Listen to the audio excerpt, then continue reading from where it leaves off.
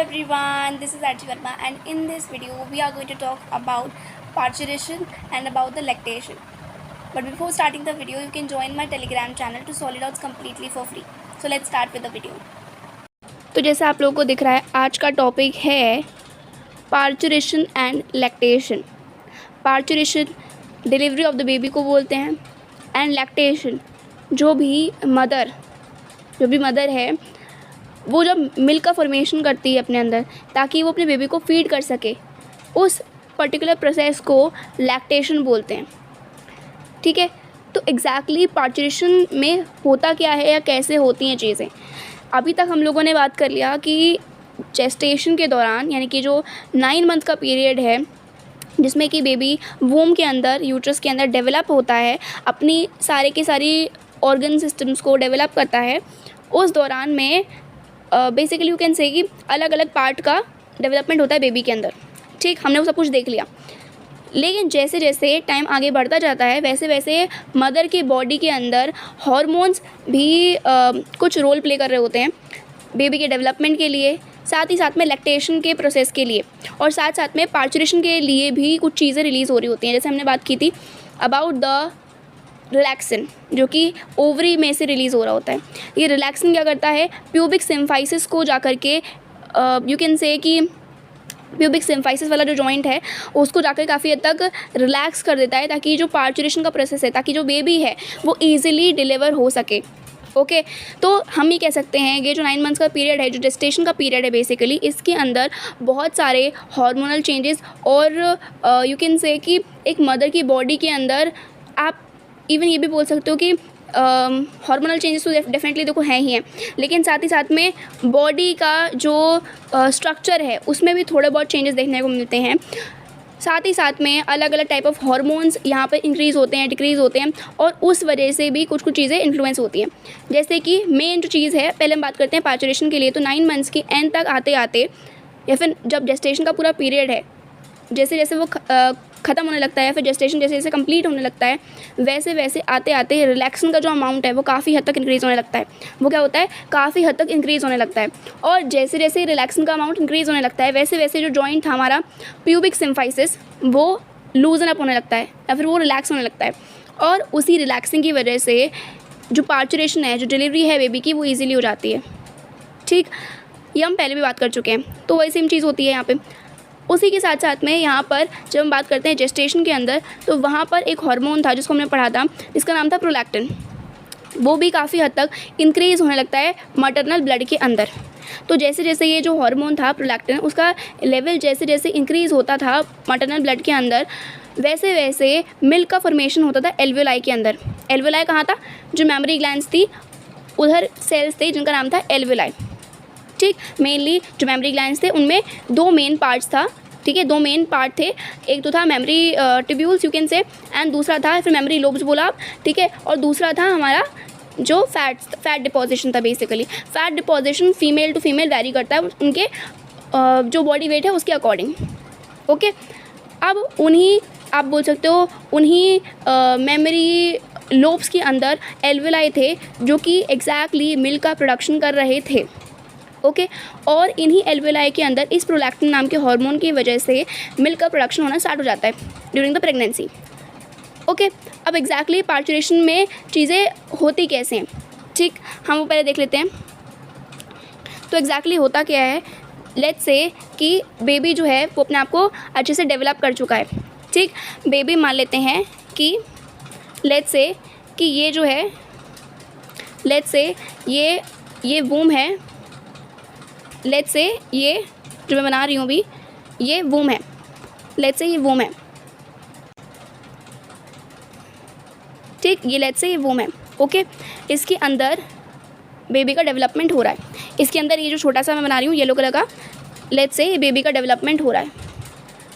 ठीक, यहाँ पे प्लेसेंटा हम मान लेते हैं कि प्लेसेंटा वगैरह जुड़ी हुई है, जो भी है इस तरीके से बेबी के साथ में अम्बिलिकल कॉर्ड वगैरह के साथ में जुड़ा हुआ है चीज़.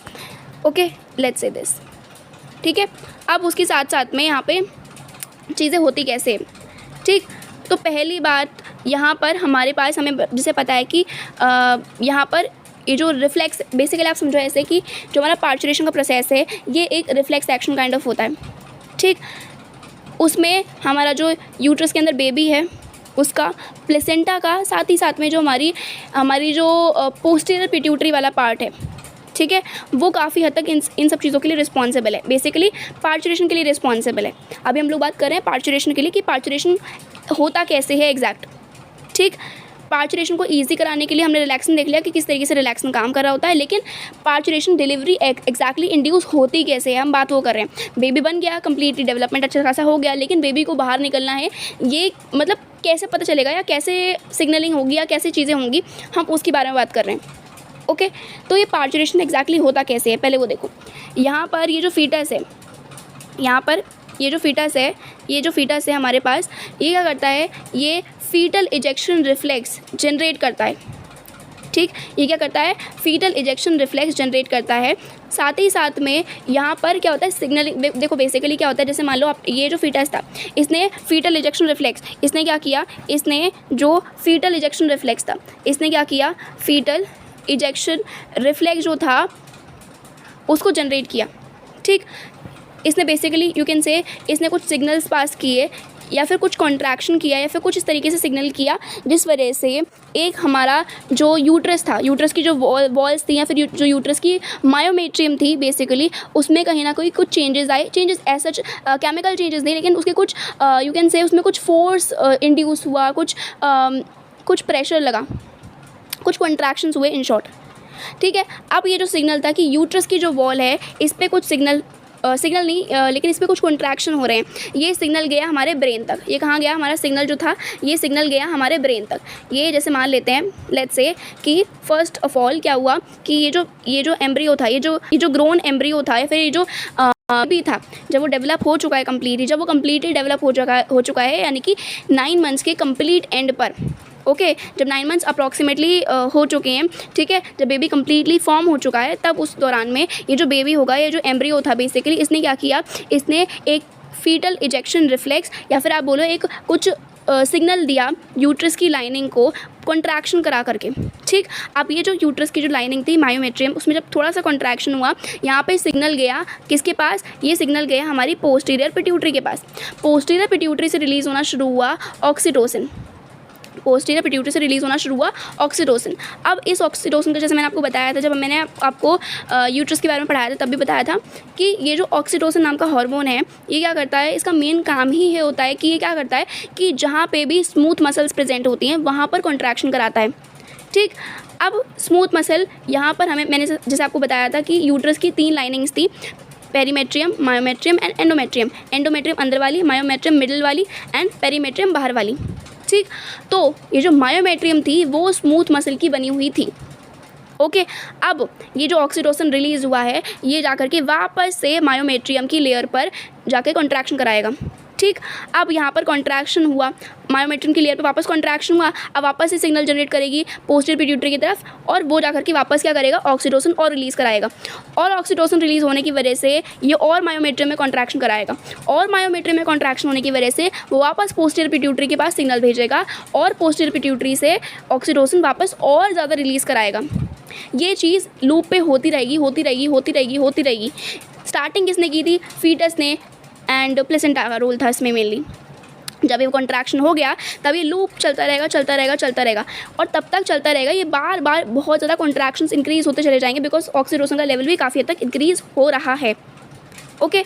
अब जब ये कॉन्ट्रैक्शन बहुत ज़्यादा इंक्रीज़ होते जा रहे हैं, ये तब तक होते रहेंगे कॉन्ट्रैक्शंस मायोमेट्रियम के अंदर, जब तक बेबी का पार्चुरेशन या फिर बेबी बाहर डिलीवर ना हो जाए, ठीक। अब बेसिकली एक चीज़ समझो, एक जैम समझो, ठीक है। एक जो प्लास्टिक की जैम नहीं आती थी, जैम बोलो या फिर जेली आती थी, ठीक है।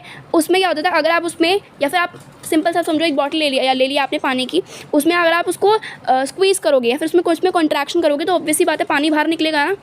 तो वैसे ही जब ये मायोमेट्रियम की लेयर में कॉन्ट्रैक्शन होंगे तो बेबी धीरे करते करते बाहर आने लगेगा, और इसी बाहर आने के प्रोसेस को या फिर इसी डिलीवरी के प्रोसेस को हम लोग पार्चुरेशन बोल रहे होते हैं। ये पूरा का पूरा जो स्टार्टिंग कराने का काम था वो फीटस का था। फीटस इजेक्शन रिफ्लेक्स इसको बोलते हैं, बिकॉज फीटस ने स्टार्टिंग कराई है इसकी, लेकिन प्लेसेंटा का भी काफ़ी हद तक रोल है, लेकिन स्टार्टिंग किसने कराई, फीटस ने। ओके, इस वजह से उसको क्या बोलते हैं, फीटल इजेक्शन रिफ्लेक्स। हार्मोन कौन सा रिस्पॉन्सिबल है, ऑक्सीटोसिन। रिलीज किसने कराया उस हार्मोन को, पोस्टीरियर पिट्यूटरी ने। ओके, अब जब ये बेबी बाहर रिलीज हो जाता है, उसके साथ साथ में ये अम्बिलिकल कॉर्ड जो थी, ये अम्बिलिकल कॉर्ड जो थी वो भी बाहर ऑब्वियसली बातें आएगी बिकॉज बेबी के साथ में बेबी की जो यू कैन से कि बेबी का जो नेवल वाला पार्ट है उसके साथ में डेफिनेटली अटैच थी वो, ठीक है। जो बेबी का बेली बटन था उसके साथ में जब वो अम्बिलिकल कॉर्ड अटैच थी तब और वो किससे अटैच थी, प्लेसेंटा के साथ में, ठीक है। तो वो भी बाहर आएगी, तो बेबी को उससे डिटैच करने के लिए बेसिकली अम्बिलिकल कॉर्ड को कट किया जाता है। मतलब आप समझो कि जब बेबी का पार्चुरेशन हो गया, बेबी बाहर निकल गया, लेट्स से कि बेबी बाहर निकल गया, लेट्स से, अब मैं बताती हूँ, एक बार डायग्राम बना के बता देती हूँ आपको। लेट्स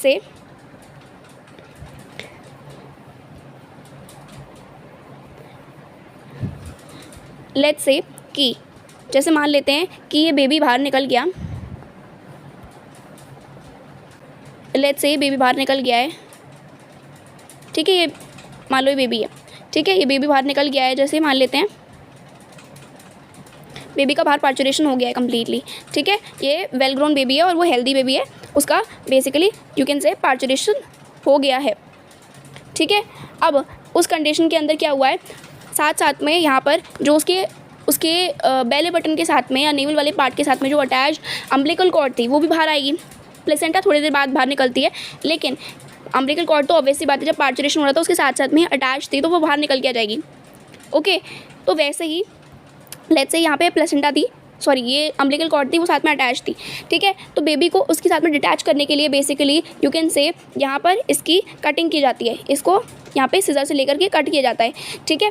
अब उसके साथ साथ में थोड़ी देर बाद में प्लेसेंटा को भी बाहर निकाल दिया जाता है, बिकॉज प्लेसेंटा का अब कोई और इम्पॉर्टेंट रोल नहीं है अंदर वूम के अंदर, तो उसको भी बाहर निकाल दिया जाता है।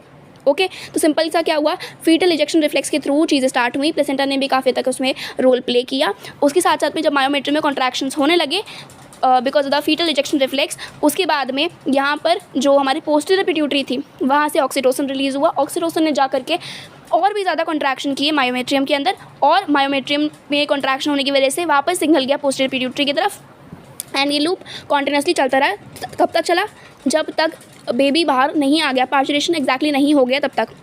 पार्चुरेशन के दौरान साथ साथ में जो अम्बिलिकल कॉर्ड थी वो भी बाहर आ जाती है, और थोड़ी देर बाद प्लेसेंटा बाहर आती है, तो बेबी को उसे डिटैच करने के लिए अम्बिलिकल कॉर्ड को कट किया जाता है। ओके, अब साथ साथ में जैसे मैंने आपको बताया लैक्टेशन के बारे में, लैक्टेशन में बेसिकली आप बोल सकते हो कि जो मदर का मिल्क होता है, जो स्टार्टिंग में मदर का मिल्क होता है वो येलोइश फ्लूइड काइंड ऑफ होता है। यू कैन से कि जो मदर का मिल्क होता है ना, जो मदर का मिल्क होता है वो येलोइश फ्लूइड काइंड ऑफ होता है। जो मदर का मिल्क होता है वो येलोइश, मतलब यू कैन से कि मदर का जो मिल्क होता है ना उसमें येलोइश काइंड ऑफ फ्लूइड निकलता है, ठीक है, येलोइश काइंड ऑफ फ्लूइड निकलता है। और ये येलोइश फ्लूइड जो होता है ना, इसमें बहुत सारे यू कैन से बहुत सारी अलग अलग एंटीबॉडीज़ होती हैं। स्पेसिफिकली हमें बोलना चाहिए इसमें IgA एंटीबॉडीज़ होती हैं। अब ये एंटीबॉडीज़ मदर की मिल्क में क्यों निकल रही हैं? देखो, पहली बात तो बेबी ने अभी तक जो इम्यूनिटी है वो डेवलप नहीं की है, बेबी की इम्यूनिटी काफ़ी हद तक कम होगी। इस वजह से जो मदर का मिल्क है उसके थ्रू बेबी के अंदर काफ़ी हद तक जो एंटीबॉडीज़ थी या फिर काफ़ी हद तक इम्यूनिटी डेवलप की जाती है इस तरीके से। ओके, तो मेनली कहने का मतलब क्या है कि इनिशियल डेज़ में कुछ इनिशियल मतलब कुछ नहीं, मतलब यू कैन से जैसे मान लो पार्चुरेशन हुआ, पार्चुरेशन के दौरान या फिर दौरान नहीं, पार्चुरेशन के जस्ट बाद में डॉक्टर्स बोलते हैं कि बेबी को फीड कराओ। क्यों बोलते हैं? बिकॉज बेबी के पास अभी इम्यूनिटी अच्छी खासी डेवलप नहीं हुई है, और उसको अभी बिकॉज वो डायरेक्टली कांटेक्ट में आया है बहुत सारे माइक्रोब्स की, बिकॉज ऑब्वियसली पता है हमारे सराउंडिंग में बहुत सारे माइक्रोब्स होते हैं, तो डायरेक्टली अगर उसको अपनी मदर का मिल्क मिलेगा, है ना, बिकॉज स्टार्टिंग में जो मदर का मिल्क रिलीज़ होता है, ठीक है, जो उसमें क्या होता है बेसिकली वो विस्कस येलोइश फ्लूइड होता है, मतलब मदर का मिल्क है उसमें स्टार्टिंग कंडीशन में, जब स्टार्टिंग में चीज़ें रिलीज़ हो रही है पार्चुरेशन के जस्ट बाद में, ठीक है, स्टार्टिंग में जब ये चीज़ें रिलीज़ हो रही है तो उसमें येलोइश फ्लूइड होता है, एक विस्कस येलोइश फ्लूइड होता है जिसको हम बोलते हैं कोलेस्ट्रम, जिसको हम क्या बोलते हैं कोलेस्ट्रम। इस कोलेस्ट्रम के अंदर बहुत सारी अलग अलग एंटीबॉडीज़ होती हैं जो कि जैसे मेनली IgA, और ये क्या करती हैं कहीं ना कहीं बेबी की इम्यूनिटी डेवलप करने में मदद करती है, बिकॉज बेबी जो है वो अभी तुरंत की तुरंत, अभी तो मदर की वोम में था, लेकिन अभी तुरंत की तुरंत उसके पास इतना सारा एक्सपोजर आया एंटीजन्स का, ठीक, तो बेसिकली एंटीबॉडीज़ होती हैं उसके अंदर ताकि वो अपने अंदर इम्यूनिटी डेवलप कर सके। ओके, एक बार NCERT रीड कर लेते हैं। average duration of human pregnancy is about 9 months, which is called the gestation period. Vigorous contraction of the uterus at the end of the pregnancy causes expulsion or delivery of the baby. This process of delivery of the fetus, childbirth, is called parturition. Parturition is induced by a complex neuroendocrine mechanism. अब देखो neuroendocrine mechanism क्यों बोला है, because हमारा जो brain का part है, ठीक, हमारा जो ब्रेन का पार्ट है वो भी इसमें इन्वॉल्व था, बिकॉज सिग्नल लेके गया था चीज़ें. देखो सिंपल समझो बात कि फीटल इजेक्शन रिफ्लेक्स निकला, उसने सिग्नल पहुंचाया मायोमेट्रियम तक, बिकॉज अभी तक कोई जो हार्मोन है उसका इन्फ्लुएंस नहीं आया है. ठीक, तो जब वो फीटल इजेक्शन रिफ्लेक्स हुआ तब वो रिफ्लेक्स के दौरान मायोमेट्रियम तक सिग्नल गया कॉन्ट्रैक्शन होने के. तो इस वजह से न्यूरल एंड एंडोक्राइन तो हमें पता ही कि ऑक्सीटोसिन इसमें इन्वॉल्व हुआ है इस वजह से. Okay, the signals for parturition originate from the fully developed fetus and the placenta, which induce mild uterine contractions called fetal ejection reflex. Mainly देखो आपसे पूछेंगे तो fetal ejection reflex किसने जनरेट किया है, तो fetus ने और placenta ने. ठीक, लेकिन मेनली पूछेंगे दोनों में से कंपेयर करके तो आप बोलोगे fetus ने. Okay, this triggers release of oxytocin from the maternal pituitary. जिसमें मैंने आपको बताया पिट्यूटरी में से भी जो पोस्टीरियर पिट्यूटरी वाला पार्ट है, ठीक, जो कि पोस्टीरियर पिट्यूटरी वाला पार्ट सिर्फ 2 हार्मोन्स के लिए ही रिस्पॉन्सिबल है, एक तो ऑक्सीटोसिन, एक ADH, एंटी डाययूरेटिक हार्मोन. तो ऑक्सीटोसिन यहाँ से रिलीज हो रहा है. Okay, oxytocin acts on the uterine muscle and causes stronger uterine contractions, which in turn stimulates further secretion of oxytocin. The stimulatory reflex between the uterine contraction and oxytocin secretion continues, resulting in stronger and stronger contraction, because oxytocin का level बार increase होता जा रहा है. इस वजह से contraction और भी ज़्यादा स्ट्रॉन्ग होते चले जा रहे हैं. Okay, this leads to the expulsion of the baby out of the uterus through the birth canal. Because obviously बात है, जो बेबी था वो यूट्रस वाली रीजन में अपना डेवलपमेंट करा रहा था. बीच में मतलब आप बोल सकते हो कि नीचे यूट्रस को और वजाइना को कनेक्ट करने के लिए बीच में सर्विक्स था. ठीक है, सर्विक्स वाली कैनाल का नाम क्या था, सर्वाइकल कैनाल. वजाइना की कैनाल का नाम क्या था, वजाइनल कैनाल. ठीक है, दोनों मिलकर के सर्विक्स वाली कैनाल यानी कि cervical canal plus vaginal canal मिलकर के क्या बनाती थी, बर्थ कैनाल. तो उसी के थ्रू, बिकॉज बेबी को बाहर निकलना है तो यूट्रस को क्रॉस करेगा, फिर देन सर्वाइकल कैनाल में जाएगा एंड देन उसके बाद वजाइनल कैनाल के थ्रू बाहर निकल जाएगा. तो साथ में मिला के बोल दिया बर्थ कैनाल के थ्रू वो बाहर निकल जाता है. इस तरीके से चीज़ें बोली हुई हैं. Soon after the infant is delivered, the placenta is also expelled out of the uterus. What do you think the doctors inject to induce delivery? Obviously बात है ऑक्सीटोसिन. किसी भी फीमेल के अंदर कुछ इस तरीके की प्रॉब्लम है कि उनकी बॉडी में ऑक्सीटोसिन अच्छे से अमाउंट पे रिलीज़ नहीं हो रहा है ना, या फिर कुछ भी चीज़ें इस तरीके की, तो वो बेसिकली इंजेक्शन करेंगे. बेसिकली आप बोल सकते हो इंजेक्ट करेंगे क्या, ऑक्सीटोसिन इंजेक्ट करेंगे. ओके, आगे पढ़ लेते हैं ज़रा. The mammary glands of the female undergo differentiation during pregnancy and starts producing milk towards the end of pregnancy by the process called lactation. This helps the mother in feeding the newborn. The milk produced during the initial few days of lactation is called colostrum, which contains several antibodies absolutely essential to develop resistance for the newborn babies. Breastfeeding during the initial period of infant growth is recommended by doctors for bringing up a healthy baby. देखो सारी चीज़ समझ में आ गई हो, but एक चीज़ रह गई है. जो प्रेगनेंसी वाला फेज़ है या फिर जो ये जेस्टेशन वाला पीरियड होता है ना, इसके दौरान जो ये प्रोजेस्टेरोन का लेवल काफ़ी हद तक हाई जाता है. ये क्या करता है, ये मेमोरी ग्लैंड्स का डेवलपमेंट में बहुत ज़्यादा रोल प्ले करता है. ठीक, लेकिन अगर आपसे पूछते हैं कि मेमोरी ग्लैंड का डेवलपमेंट कौन कराता है, तो आप बोलोगे प्रोजेस्टेरोन. ठीक, डिफरेंशिएशन कौन कराता है, प्रोजेस्टेरोन. डेवलपमेंट कराने के लिए प्रोजेस्टेरोन का रोल है, नो डाउट. लेकिन अगर मिल्क फॉर्मेशन की बात आती है तो बोलोगे प्रोलैक्टिन. क्या बोलोगे, प्रोलैक्टिन. ठीक, तो जब हम बात करते हैं जेस्टेशन पीरियड के लिए, जेस्टेशन पीरियड के दौरान तब उस कंडीशन में प्रोजेस्टेरोन का लेवल जो हाई होता रहता है वो क्या करता है, वो मेमोरी ग्लैंड से डेवलपमेंट कराता है. ओके, उसके बाद में साथ ही साथ में प्रोलैक्टिन का जो लेवल है बेसिकली वो इंक्रीज़ होता रहता है साथ साथ में, जो कि मिल्क का फॉर्मेशन के लिए रिस्पॉन्सिबल होता है. ओके, एंड हम बात करते हैं जब ऑक्सीटोसिन की, ऑक्सीटोसिन उसको रिलीज आउट करवाता है. बात समझो. देखो एक बार मैं वापस बता देती हूँ. अगर आपको पूछा जाता है कि ऑक्सीटोसिन क्या करता है, ठीक है, तो देखो, या फिर हम बात कर रहे हैं अभी ये मेमोरी ग्लैंड वाले के रिलेशन में. ठीक है, तो अगर हम बात करते हैं कि डेवलपमेंट कौन कराता है, डेवलपमेंट के लिए बेसिकली अगर हम बात करते हैं डेवलपमेंट कौन कराता है तो हम बोलेंगे डेवलपमेंट के लिए प्रोजेस्टेरॉन रिस्पॉन्सिबल है। कौन रिस्पॉन्सिबल है? प्रोजेस्टेरॉन रिस्पॉन्सिबल है। ओके, अब अगर हम बात करते हैं कि प्रोजेस्टेरॉन तो हो गया एक बार को प्रोजेस्टेरॉन तो हो गया, ये चीज़ हो गई, एक चीज़ हो गई। अगर प्रोजेस्टेरॉन हो गया एक बार को हमारे पास, लेकिन अगर हमसे पूछा जाता है कि हमारे पास कि ये जो प्रोलैक्टिन है वो क्या कराता है, ठीक है। अगर हमसे बात करते हैं, मैं वापस बता देती हूँ, अगर हमसे बोलते हैं डेवलपमेंट कौन कराता है, अगर हमसे बोलते हैं डेवलपमेंट कौन कराता है तो हम बोलेंगे प्रोजेस्टेरॉन कराता है। कौन कराता है? प्रोजेस्टेरॉन कराता है। ठीक, कौन कराता है? प्रोजेस्टेरॉन कराता है। ओके, लेकिन अगर हमसे पूछते हैं कि मिल्क का इजेक्शन कौन कराता है, मिल्क इजेक्ट कौन कराता है, मिल्क इजेक्शन के लिए यानी कि मिल्क को बाहर निकालने के लिए कौन रिस्पॉन्सिबल है, तो ऑक्सीटोसिन रिस्पॉन्सिबल है। लेकिन अगर हमसे पूछते हैं कि ये जो मिल्क है इसके फॉर्मेशन के लिए कौन रिस्पॉन्सिबल है, मिल्क है इसके फॉर्मेशन के लिए कौन रिस्पॉन्सिबल है, तो हम बोलेंगे क्या, तो हम लोग बोलेंगे प्रोलैक्टिन इसके लिए रिस्पॉन्सिबल है। ठीक है, कौन रिस्पॉन्सिबल है? प्रोलैक्टिन रिस्पॉन्सिबल है। डेवलपमेंट, अगर मेमोरी ग्लैंड का डेवलपमेंट है तो हम बात करेंगे प्रोजेस्टेरॉन उसके लिए रिस्पॉन्सिबल है ना। मिल्क इजेक्शन के लिए रिस्पॉन्सिबल कौन है? ऑक्सीटोसिन रिस्पॉन्सिबल है, बिकॉज वो मायोमेट्रियम जैसी जो स्मूथ मसल की लेयर है उस पर काम करेगा और उस पर कॉन्ट्रैक्शन कराएगा। ठीक है, इस तरीके से वो चीज़ें बाहर निकल आती हैं, यानी कि मिल्क बाहर निकल आएगा, जैसे कि बेबी बाहर निकल रहा था पार्चुरेशन के दौरान। और मिल्क के फॉर्मेशन के लिए प्रोलैक्टिन रिस्पॉन्सिबल होता है।